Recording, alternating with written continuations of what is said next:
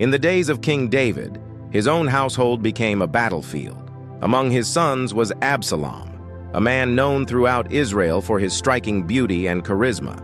But as much as he was loved by the people, he harbored deep resentment toward his father. Years earlier, David had failed to properly address a crime against Absalom's sister, Tamar, creating a rift that would lead to betrayal. Absalom returned from exile and plotted in secret, slowly gaining favor among the people.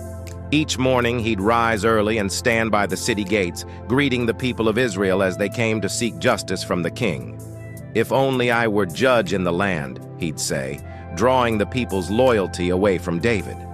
Over time, Absalom's charm and cunning worked. The hearts of Israel were swayed. Finally, Absalom made his move.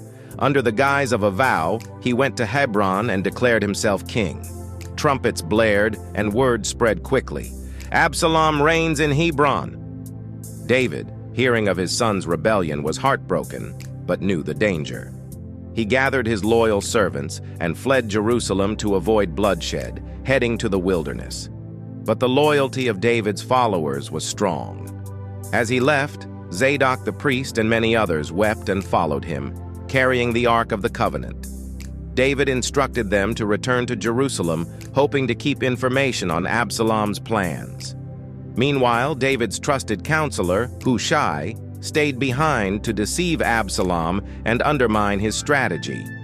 When Absalom entered Jerusalem, Hushai met him, feigning loyalty and offering counsel that would delay Absalom's plans, buying time for David. As the battle neared, David's army, led by his generals Joab, Abishai, and Ittai, prepared to face Absalom's forces in the forest of Ephraim. David, deeply wounded by the rebellion of his beloved son, gave a heart-wrenching order. "Deal gently with the young man Absalom, for my sake." The army marched into battle, determined yet carrying the weight of David's words. The battle was fierce. The forest itself claimed more lives than the sword as the soldiers fought, and Absalom, riding his mule in the thick of the fight, found himself caught in the low branches of a great oak tree. His beautiful hair, once his pride, now became his undoing as he hung there, helpless. Joab, ignoring David's orders, took 3 javelins and thrust them into Absalom's heart. When David heard the news, he was crushed, overcome with sorrow.